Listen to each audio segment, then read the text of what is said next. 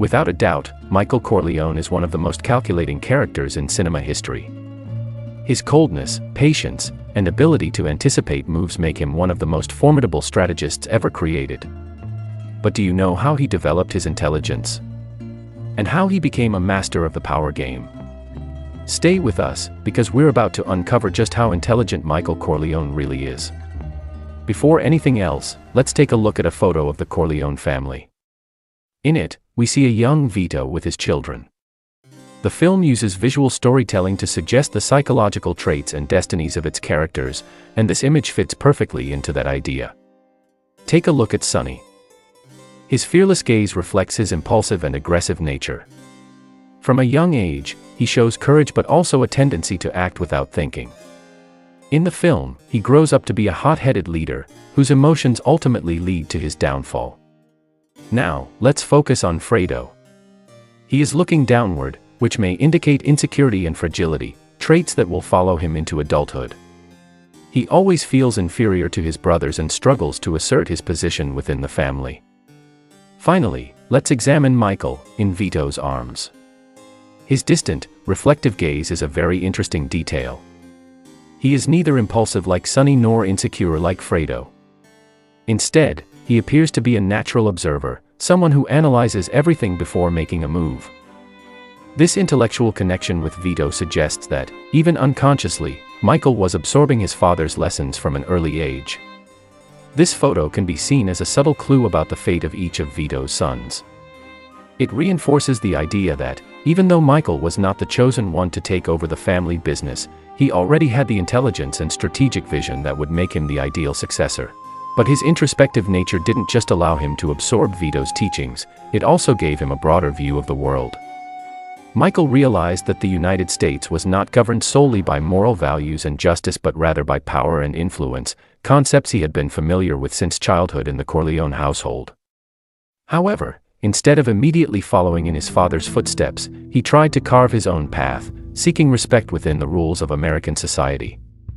Choosing to join the military was his way of distancing himself from the image of a mafioso and becoming a legitimate authority figure. He didn't just want power, he wanted respect, something he believed he could earn outside the criminal underworld. However, the great irony is that even as he tries to escape, Michael realizes that the world outside the mafia is not so different. Politics, business, and even the military operate under the same principles of alliances, betrayals, and hidden interests. And when his father is attacked, Michael understands that the very path he tried to avoid might actually be where he truly belongs, only now, with a much clearer and more strategic vision than his brothers ever had. The key moment where Michael proves his calculating mind happens when he faces Sollozzo and McCluskey. Michael realizes that they are not just looking to negotiate but to manipulate him and use him as a bargaining chip. In that moment, he understands that violence is his only way out. But here's the difference, Michael doesn't act on impulse like Sonny would. He makes his decision based purely on strategic logic. If Sollozzo secures his peace with the Corleone family, it will mean his father's death sentence. When Michael suggests killing Sollozzo and McCluskey, Sonny and the Capo regimes, Clemenza and Tessio, react with surprise. Sonny, in particular, has always seen Michael as a civilian, someone outside the mafia. At first, he laughs at the idea, but before that, he pauses for a moment with a serious look, as if, for the first time, he recognizes his brother's strategic mind. Killing a police captain was a risky move with potentially devastating consequences. However, Michael's logic is flawless. Sollozzo is vulnerable and needs this meeting to try to resolve the issue. Meanwhile, McCluskey, being involved, is a real threat and must be eliminated as well. The only opportunity for an attack would be during the conversation, in an isolated location. With this decision, Michael not only saves his father but also seals his fate as the new leader of the Corleone family. During the restaurant meeting, Michael puts his emotional intelligence into practice. He pretends to be a peaceful negotiator, listens to Sollozzo speak in Italian, and remains calm, without revealing his true intentions. When he finds the gun in the bathroom, he pauses, takes a deep breath, and mentally prepares himself. This hesitation is not weakness but rather a reflection of his calculating mind. He needs to ensure he doesn't make any mistakes. When he returns, he acts without hesitation, killing Sollozzo and McCluskey cleanly and precisely. Like a true strategist. This event marks Michael's definitive transition from a civilian to the future Don of the family. He has shown that he not only understands the world of crime but can also make difficult decisions and execute them flawlessly. Moving forward, the way Michael Corleone defeats the rival families and Moe Greene is a definitive example of his strategic intelligence, cold-bloodedness, and leadership skills. He not only survives attempts to weaken the Corleone family but also solidifies himself as the true Godfather by eliminating his enemies in a calculated and efficient manner. Unlike Sonny, Michael understood that the only way to truly protect the Corleone family was to withdraw temporarily, weaken his enemies, and return at the right moment. He spent years exiled in Sicily, waiting for the perfect time to rise. When he returns, he realizes that the other Dons underestimate his abilities. Moe Greene refuses to sell his casino, showing a lack of respect. Tessio and Barzini already see him as a disposable piece. Instead of confronting them directly, Michael pretends to be weaker than he actually is, ensuring that his enemies reveal themselves before he acts. Michael knows that Barzini is behind the betrayals against his family.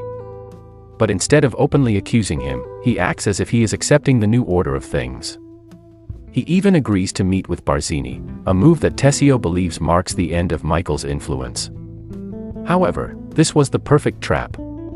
By arranging the meeting, Tessio reveals his betrayal, allowing Michael to eliminate the traitors before they can act against him. While Michael appears to be just a godfather present at his nephew's baptism, he orchestrates a calculated massacre against all his enemies at once. In a single move, Barzini, Tattaglia, Strachey, and Cuneo are killed, ensuring that the Corleone family returns to the top. Moe Greene is assassinated, eliminating any resistance to Michael's plan to expand his business to Las Vegas. Carlo Rizzi, the family traitor, is executed soon after, ensuring that no one who conspired against the Corleones remains alive. Each assassination occurs simultaneously, showing that Michael not only chose the right targets but also ensured there was no room for retaliation. After the massacre, Michael becomes the undisputed leader of the criminal underworld. The final scene, where his hand is kissed and he is addressed as Don Corleone, symbolizes his ultimate transformation. He has not only taken Vito's place but done so in a way his father never would have, with total cold-bloodedness and efficiency, eliminating all opposition at once. In the second film, Michael Corleone reaches the height of his cold-bloodedness and strategic intelligence, solidifying himself as a ruthless leader. He faces two major challenges: defeating Hyman Roth, a cunning and experienced enemy, and escaping a Senate conviction that could destroy his influence.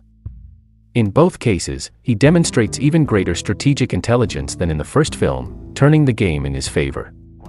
Hyman Roth is a veteran of crime and a skilled manipulator. He tries to deceive Michael by pretending to be his ally while actually planning his downfall. However, Michael sees through the trap and turns Roth's own game against him. Michael discovers that Fredo betrayed him by helping Roth unintentionally, but he doesn't react impulsively.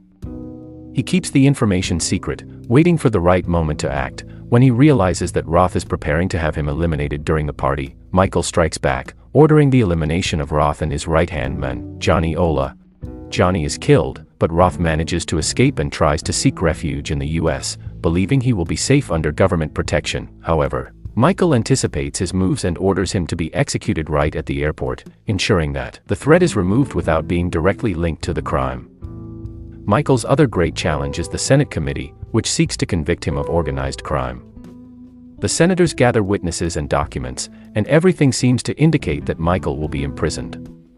The government has a key informant, Frank Pentangeli, a former ally of Michael who, after surviving an assassination attempt ordered by Roth, believes Michael tried to kill him and agrees to testify against him. Frank is about to confirm all the accusations, which would result in Michael's conviction. Michael doesn't try to kill him, as that would raise suspicions. Instead, he brings Pentangeli's brother, an old Italian man, to attend the hearing. Seeing his brother, Pentangeli understands Michael's message: if he talks, his family will suffer the consequences. The result? Frank denies everything and refuses to confirm his accusations, dismantling the Senate's case. Since Michael had already manipulated Senator Geary by saving him from a scandal, Geary now publicly defends him, helping to discredit the charges against him. With this, Michael escapes unscathed, once again proving his strategic brilliance. Thus, Michael faces 2 deadly attacks, yet he defeats them both with intelligence, patience, and strategy, proving that he is even colder and more calculating than in the first film. He knows how to turn weaknesses into advantages. He never strikes without a perfect plan. By the end of the film, Michael has eliminated his enemies, consolidated his empire, and proved that no one can challenge him and survive. This proves that Michael Corleone not only thinks several steps ahead but also has unshakable emotional control and does not hesitate to eliminate any threat, even within his own family. His rise and dominance in the criminal underworld prove that he is not just one of the most intelligent mobsters in cinema but one of the most calculating and strategic characters in fiction. Well, everyone, that's all for today. If you enjoyed this deep analysis, leave a like and subscribe to the channel to support the work. And what do you think? Is Michael one of the smartest characters in cinema? Leave your thoughts in the comments. Thank you all, and see you next time.